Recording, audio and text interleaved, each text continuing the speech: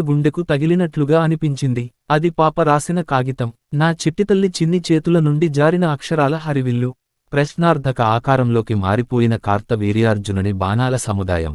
నిజంగా నేనొక సమాధానాన్ని అందించగలనా? నన్ను నేను విస్ఫోటించుకుని వెనవేల ఆకారాలుగా విచ్చిపోయి నా చిట్టితల్లిలాంటి ఎందరో పిల్లల ప్రశ్నలకు సమాధానంగా నిలువగలనా? Asterisk asterisk asterisk asterisk asterisk asterisk. బందిఖానాలోంచి బయటపడిన పావురంలా ఉంది నా పరిస్థితి. మా ఇంట్లో ఒకప్పుడు 2 పావురాలు ఉండేవి. ఎన్నో రోజులపాటు వాటిని ఎంతో శ్రద్ధగా పెంచాను. వాటిమీద నాకు విశ్వాసముండేది. నన్ను వదిలి అవి ఎటూ వెళ్ళిపోవని. నా నమ్మకానికి తగ్గట్టుగానే అవి కొంత దూరం వెళ్లి మళ్లీ గూడులోకి చేరేవి. ఒకసారి మాత్రం ఆ 2 పావురాలు కొంత ఎక్కువ దూరం ఎగిరాయి. వాటికేమనిపించిందో మళ్లీ తిరిగిరాలేదు. అవి వెళ్ళిపోయిన దృశ్యం నాకింకా జ్ఞాపకమే. అవి ఎలా బతుకుతున్నాయో, వాటిని ఎవడైనా చంపి ఉంటాడేమో, వాటికి సరైన తిండి దొరుకుతుందో లేదో అని డిఎస్సిలో సెలెక్ట్ అయి ప్రైవేటు స్కూలు వదిలేసి గవర్నమెంట్ టీచర్గా చేరాకగానీ నాకా పావురాల మీద బెంగపోలేదు. ఇప్పుడు నాకు చాలా స్వేచ్ఛ ఉంది. పిల్లలపై ఎన్నో ప్రయోగాలు చేయగల స్వేచ్ఛ దొరికింది. పిల్లల మానసిక స్థితిగతులు, ఉద్వేగాలు, సామర్థ్యాలకు సంబంధించిన అవగాహన, పరిజ్ఞానం నాకు ఉందనే అనుకుంటాను. డిఎస్సి సెలెక్షన్ లిస్టు పెట్టగానే అమృత అంది, "నువ్వు పనిచేసే పాఠశాల అందమైన ప్రయోగశాల అవుతుంది కృష్ణ" అని.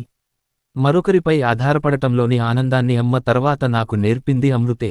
మల్లెతీగ మీద విచ్చుకున్న వెన్నెల పువ్వును, కిటికీ కర్టెన్ల చాటు నుండి తొంగిచూసే కోయిల పాటను, కంటిపాపల్లో కాపురముండే కలల తేనెపట్టును, బతుకు పయనంలో అంతులేని ఎడారి బాట పక్కనే సమాంతరంగా ఉండే పచ్చని పచ్చికబయళ్లను నాకు చూపించింది అమృతే. నా జీవితంలో 2 దశలు. అమృత లేని జీవితం, అమృతతో గడిపిన జీవితం. Pavlov, Thorndike, Tolman, Kohler, gestalt, operant, classical conditioning, latent, trial and error learning. Private పాఠశాలలో నా ప్రయోగాలకు అవకాశం తక్కువగా ఉన్న అడపాదడపా ప్రయత్నించేవాడిని. స్కూలు నుండి మహాబలిపురం టూర్ వెళ్ళినప్పుడు సూర్యాస్తమయ సమయంలో నా పక్కనే కూర్చుని అంది అమృత, "ఏదైనా నేర్చుకోవడానికి సంబంధించి జంతువులపై ప్రయోగాలు చేసి వాటి ఫలితాలను సాధారణీకరించారు సైకాలజిస్టులు. కాని పిల్లాడు మనిషి కదా, అతని మనస్సు, అనుబంధాలు, ఉద్వేగాలు, ఆర్థిక, సామాజిక, కుటుంబ స్థితిగతులు, ప్రాంతానికి మధ్య పరిసరాలలో జీవనస్థితిలో ఉండే వైరుధ్యాలు, వీటన్నింటిని కూడా మనం పరిగణనలోకి తీసుకోవాలి. అప్పటివరకు నాకామె కొలీగ్ మాత్రమే. ఆ టూర్లో అమ్మ తర్వాత నన్ను పరిపూర్ణంగా ఎరిగిన 2వ వ్యక్తి ఆమె అనిపించింది. గవర్నమెంట్ టీచర్గా జాబ్లో జాయినైన తొలిరోజే 2 సంతకాలు చేశాను. ఒకటి అటెండెన్స్ రిజిస్టర్లో, రెండోది మ్యారేజీ రిజిస్ట్రార్ ఆఫీస్లో. పెళ్లయిన ఏడాదిన్నరలోపే మాకు దొరికిన వరం పాప. అమ్మ, అమృత, పాప ముగ్గురూ సాక్షాత్కరింపజేసిన లోకాలు వేరువేరు. వేటికవే పూర్తిగా భిన్నమైనవి కాని తరచి చూస్తే పూదండలోని దారంలా అంతఃసూత్రం ఒకటే కనిపించేది. పాప కొద్దికొద్దిగా పెరుగుతున్న కొద్దీ అమృతలో బయల్పడుతున్న ఉద్వేగాలు, అభిరుచులు, సంఘటనలకు స్పందించే తీరు నన్నెంతో ఆశ్చర్యానికి గురిచేయసాగాయి. అమృత ఎప్పుడో చిన్నప్పుడే ప్రాక్టీస్ చేసి వదిలేసిన పెన్సిల్ ఆర్ట్ను తిరిగి మొదలుపెట్టింది. పాప కోసం, కేవలం పాప కోసం. పాప బొమ్మ గీయడంలో ఆమె పొందే ఆనందాన్ని నేను స్పష్టంగా గమనించాను. తెల్లని కాగితంపై పెన్సిల్ రేఖల్లో పాప రూపం ప్రత్యక్షమవుతున్న కొద్దీ ఆమె మొహంలో కదలాడే తన్మయత్వాన్ని ఎంతో అపురూపంగా వీక్షించేవాడిని. ప్రతి సంవత్సరం పాప బర్త్డే రోజున పాప బొమ్మ గీసేది. ఏడాదికేడాది పాపలోని మార్పును తన పెన్సిల్ వర్కులో ఎంతో అందంగా చూపించేది.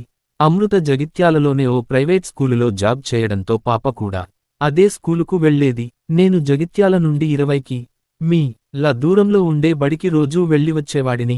Asterisk asterisk asterisk asterisk asterisk asterisk. మారుమూల ఊరిలో ఉన్న మా బడిని మొదటిసారిగా చూసినప్పుడు నాకు ఆనందమేసింది. చాలా బావుంటుంది మా బడి.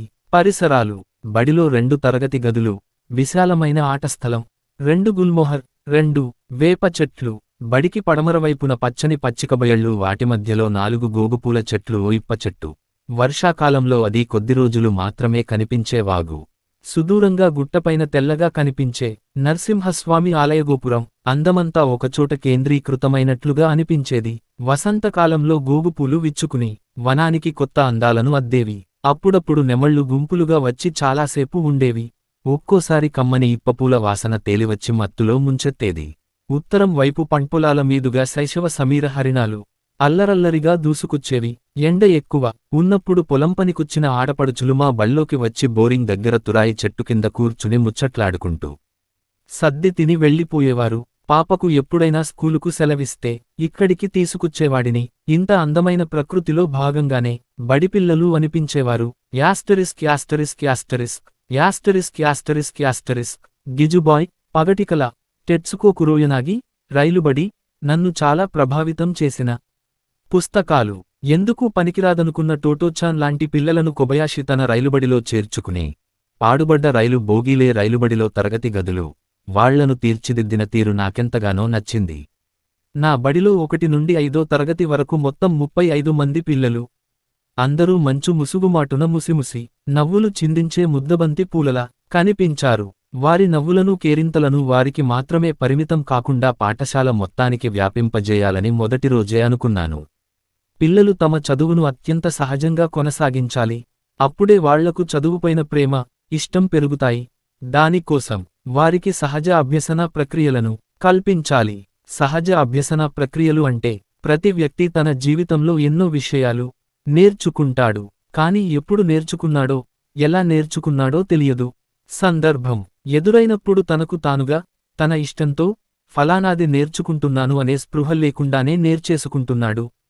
అలాంటి సందర్భాల్ని కల్పించడం ద్వారానే నేను పిల్లలకు బోధన కొనసాగించసాగాను. పిల్లలు నన్ను ఏనాడూ ఉపాధ్యాయునిగా భావించలేదు. నేను వాళ్లతో కలిసి ఆడుకునేవాడిని. నేను 35 మంది పిల్లలు, స్వీపర్ అంతా ఒక కుటుంబంలా ఉండేవాళ్లం. నా బడి, చుట్టూ కాంపౌండ్ వాల్, నా పిల్లలు. ఇది మాత్రమే నా ప్రపంచం. ఇది మాత్రమే నా జీవితం. బడికి రావడం, వెళ్లడం ఇది మాత్రమే నా దినచర్యగా మారిపోయింది. చదువుపరంగా పిల్లల్లో గణనీయమైన మార్పు కనబడినా వాళ్లల్లో సర్వతోముఖాభివృద్ధి జరుగుతోందా లేదా అనే విషయంలో నాలో కొంత సందిగ్ధత ఉండేది. కాని ఉపాధ్యాయునిగా నా బాధ్యత పిల్లలకు చదువు చెప్పడం. అది మాత్రం నేను ఎలాంటి పొరపాటు చేయకుండా నిర్వర్తించసాగాను. కాని ఉపాధ్యాయునిగా నేను నిర్వచించుకున్న పరిధిని పునర్నిర్వచించుకోవాల్సిన పరిస్థితి ఎదురైంది శారద విషయంలో. Asterisk asterisk asterisk asterisk asterisk asterisk Sharada చిన్ని పాప, చదువుల తల్లి. తెల్లని బార్బీడాల ఆకారంలో ప్రాణం పోసుకుని వచ్చినట్లుగా అనిపిస్తుంది. చూడగానే ఎత్తుకుని ముద్దు పెట్టుకోవాలని అనిపిస్తుంది ఎవరికైనా. ఊళ్ళో అంగన్వాడీ కేంద్రం ఉన్నా చాలామంది ప్రీప్రైమరీ పిల్లలు నా బడికి రావడానికి ఇష్టపడతారు. అలా వచ్చిన 4 ఏళ్ల పాప శారద చాలా తెలివితేటలుగలది. పెద్ద తరగతులకు నేను చెప్పే పాఠాలను తిరిగి తన ముద్దు మాటలతో అప్పజెప్పేది. పిల్లలంతా అభినయగేయాలు పాడుతుంటే తానూ కలిసి పాడేది, ఆడేది. బాగా అలసిపోయినప్పుడు నిస్సంకోచంగా వచ్చి నా ఓడిలో నిద్రపోయేది. మా పాప 4వ తరగతిలో ఉన్నప్పుడు శారద 1వ తరగతి. పాప ఎప్పుడైనా స్కూలుకు వచ్చినప్పుడు శారదతోనే గడిపేది. శారదంటే మా పాపకు అమితమైన ఇష్టం ఏర్పడిపోయింది. ఇంటికొచ్చాక కూడా అప్పుడప్పుడు శారద గురించి అడిగేది. శారద గురించిన సంగతులు అమృతకు చెప్పేది. వేసవి సెలవులకు 2 నెళ్ల ముందు బడికి వచ్చాడొక వ్యక్తి. సార్, నా పేరు రాజం. శారద నా బిడ్డ అన్నాడతను రాగానే. చెప్పండి. చాలాసేపు మౌనంగా ఉండి పెదాలు విప్పాడు. సార్, నేను దుబాయ్కు పోతున్నాను అన్నాడు. అవునా, కంపెనీ వీసానా అడిగాను. కాదు సార్, టూరిస్ట్ వీసా. డబ్బులు రెడీ చేసుకున్నారా? ఆన్. నగలమ్మాను. కొన్ని మిత్తికి తెచ్చాను. మిగిలినవి మైక్రో ఫైనాన్స్ లోను తీసుకున్నాను. నేను మౌనంగా ఉండిపోయాను. సార్, శారదకు వాళ్లమ్మ దగ్గర కన్నా నా దగ్గరే ఎక్కువ అలవాటు. దిగులు పెట్టుకుంటుందేమో, కొంచెం మంచిగా చూడండి. వెళ్ళిపోయాడతను. నాకిప్పటివరకు అతను తెలియదు. శారద పేరు నమోదు చేయించడానికి ఆమె తల్లే వచ్చింది. రోడ్డుపైన దిగి 2 కిలోమీటర్లు నడిస్తే ముందుగా వచ్చేది బడే. నా లోకం కూడా బడే కావడంతో నేను ఊరిలోకి చాలా తక్కువగా వెళ్లేవాణ్ణి. శారద తండ్రి రాజం వెళ్లేంతవరకు అలాగే చూస్తుండిపోయాను. టూరిస్ట్ వీసా, వడ్డీ, మైక్రో ఫైనాన్స్, ఆ 3 మాటలూ కలిసి నాగుపాము బుసలాగా వినిపించసాగాయి. అయినా అతని చర్యలకు అతనే బాధ్యత వహిస్తాడు. అది నాకు సంబంధం లేని విషయానికి మళ్లీ నా పనుల్లో పడిపోయాను. కానీ నా అనుమానమే నిజమైంది. వెళ్లిన నెలరోజులకే మోసపోయి తిరిగి వచ్చాడు రాజం. ఇంతలో వేసవి సెలవులు వచ్చాయి. Asterisk asterisk asterisk asterisk asterisk asterisk 6 నెలల తర్వాత నేను నా బడికి వెస్లాను, పాపతో సహా. వారం రోజుల నుండి పాప పైన కంప్లైంట్స్. సరిగా చదవడం లేదని, చెప్పిన పని చేయడం లేదని, జడలు సరిగా వేసుకోవడం లేదని, టీచర్లపై తిరగబడుతుందని. అందుకే పాపను నా బడికి తీసుకుని వచ్చాను. చాలా తేడాగా అనిపించింది. బడి ఆవరణ అంతా పిచ్చి మొక్కలతో నిండిపోయింది. ఇప్ప చెట్టు ఎవరో కొట్టేశారు. గోగుపూల చెట్లు ఎండిపోయాయి. పిల్లలు మాత్రం నన్ను చూడగానే అల్లరి చేస్తూ నా చుట్టూ గుమిగూడారు. నా దృష్టి మూలగా కూర్చుని ఉన్న శారదపై పడింది. చాలా చిక్కిపోయి ఉంది. పగిలిన చెంపలు, లోతుకుపోయిన కళ్ళు, మట్టిగొట్టుకుపోయిన వెంట్రుకలు. వెళ్ళి దగ్గరకు తీసుకున్నాను. రాలేదు. మరింత మూలకు ఒదిగి కూచుంది. మళ్ళీ దగ్గరకు తీసుకోబోయాను. చేతిలో ఉన్న పలకతో గట్టిగా నా చేతిని కొట్టి, నాకేసి తీక్షణంగా చూసింది. చేతికి తగిలిన దెబ్బకన్నా ఆ పాప చూపులు నన్ను కలవరానికి గురిచేశాయి. ఏమై ఉంటుంది? నాకు నేనే ప్రశ్నించుకున్నాను. మా పాపను కూడా దగ్గరకు రానివ్వలేదు శారద. అదే రోజు మా పాపను మా స్కూలులోనే అడ్మిట్ చేసుకున్నాను. మధ్య మధ్యలో శారదను పరిశీలించాను. అన్ని మర్చిపోయి శూన్యంలా మిగిలిపోయినట్లనిపించింది. ఆడదు, పాడదు, వినదు, నేర్చుకోదు. సరికదా అంతకుముందు నేర్చుకున్నవి కూడా మర్చిపోయింది, లేదా మర్చిపోయినట్లు నటిస్తోంది. అంత చిన్నపాప కళ్లల్లో ఎందుకంత తాత్వికత కనిపిస్తోంది నాకు? ఆలోచించడానికే భయమేసింది. Asterisk asterisk asterisk asterisk asterisk asterisk. సహజ అభ్యసన ప్రక్రియల్లో భాగంగా నేను సృష్టించిన కృత్యాలలో ఒకటి ఆకలిగా ఉంది అనే డబ్బా. ఒక డబ్బాపై జోకర్ బొమ్మ నోరు తెరిచి ఉంటుంది. పిల్లలు చిట్టీలపైన తమకు ఏది తోస్తే అది రాసి ఆ నోటిలో వేయాలి. బడి టైం అయిపోగానే వాటిని చదివి మర్నాడు పిల్లలతో ముచ్చటిస్తాను. ఆ రోజు రాత్రి ఎప్పటిలాగే స్లిప్స్ చదువుతుంటే మా పాప చేతిరాతతో ఉన్న ఉత్తరం కనిపించింది. ఆత్రంగా చదివాను. శారద వాళ్ల డాడీ చచ్చిపోయాడు. ఆమె ఇంక ఎప్పటికీ చదవదు. అసలెందుకు చదవాలి? నిద్రలో ఉన్న పాప ప్రశ్నిస్తున్నట్టుగానే అనిపించింది. రాత్రంతా నిద్రపోలేదు నేను. తెల్లవారగానే శారద ఇంటికి వెస్లాను. వరండాలో కూర్చుని బావి దగ్గరున్న మొండిగోడకేసి తదేకంగా చూస్తూ కనిపించింది శారద. నన్ను చూడగానే శారద తల్లి బయటకొచ్చింది. ఆమె ఆకారం కూడా దయనీయంగా ఉంది. అమ్మా, మీ ఆయన చచ్చిపోయాడని తెలిసింది. శారద కోసమని వచ్చాను. అది కూడా తొందరలో చచ్చిపోతుంది. చచ్చిపోనీయండి దాన్ని. అదేంటమ్మా? షాక్తో అడిగాను. అదిగో ఆ మొండిగోడ మీద కూర్చోబెట్టి రోజూ అన్నం తినిపించేవాడు వాళ్ల నాన్న. ఆయన చచ్చిపోయినప్పట్నుంచి తిండి మానేసి ఆ గోడకేసి చూస్తూ కూచుంటోంది. తినమని దగ్గరకెళితే కొరుకుతుంది, గీరుతుంది. హఠాత్తుగా నాకు నా పాప గుర్తొచ్చింది. పాప శారద గురించి రాసిందా? తన గురించి రాసిందా? గుండెలవిసిపోయాయి. ఎలా చనిపోయాడమ్మా? అన్నంలో పురుగుల మందు కలుపుకుని. నేనడిగిన ప్రతిదానికి ఒక మిషన్లా సమాధానం చెబుతోందామె. లేచి ఇంటికి వచ్చాను. ఇన్ని రోజులు ఏదైతే నా ప్రపంచమనుకున్నానో ఆ గోడలు కూలుతున్నట్లు అనిపించింది. కేవలం బడి మాత్రమే నా ప్రపంచం కాదనిపించింది. రాజం మోసపోతాడని నాకు తెలుసు. అయినా నేనెందుకు అతడిని వారించలేదు? ఎందుకు అతడిని హెచ్చరించలేదు? అతని పరిస్థితుల గురించి ఆలోచించే బాధ్యత నాది కాదు అనుకున్నప్పుడు అతడి పరిస్థితులతో ముడిపడి ఉన్న శారద చదువుకు నేనెలా బాధ్యత వహించినట్లు? బడికి కేవలం పిల్లలు మాత్రమే రారు. వారి వెంట వారి పరిసరాలు, పరిస్థితులు, ఉద్వేగాలు, ఉద్రేకాలు, సుఖాలు, దుఃఖాలు, అనుబంధాలు, ఆత్మీయతలు అన్నింటినీ తీసుకుని మరీ బడికి వస్తారు. వాటన్నింటినీ న్యూట్రలైజ్ చేస్తూ చదువు అనే ట్రాక్ పైకి ఎక్కించడమే నా పని. నేను కేవలం వాటిని మాత్రమే స్వీకరించి మిగతా వాటిని వదిలేస్తే ఎలా? శారదను నేను మళ్లీ మామూలు మనిషిలా, ఇంతకుముందు శారదలా మార్చగలను. ఆ నమ్మకం నాకుంది. కాని శారదలాంటి పరిస్థితి మరొకరికి ఎదురవ్వకూడదంటే నేను నా పరిధుల్ని విస్తృతపర్చాలి. నా బడిలోని ప్రతి విద్యార్థికి సంబంధించిన పరిపూర్ణ సమాచారం నా దగ్గర ఉండాలి. వారి వికాసంపై ప్రభావాన్ని చూపే ప్రతి అంశాన్ని నేను నిరంతరం అధ్యయనం చేస్తూ ఉండాలి. నా బడిలోంచి పిల్లల మనసుల్లోకి, వారి కుటుంబాల్లోకి, సమాజంలోకి వెళ్ళిపోవాలి. పిల్లలకు ఎదురుకాబోయే సమస్యలను పరిష్కరిస్తూ ఉండాలి. అందుకోసం ముందుగా ప్రతి విద్యార్థి పర్సనల్ రికార్డ్ ఒకటి తయారు చేయాలి.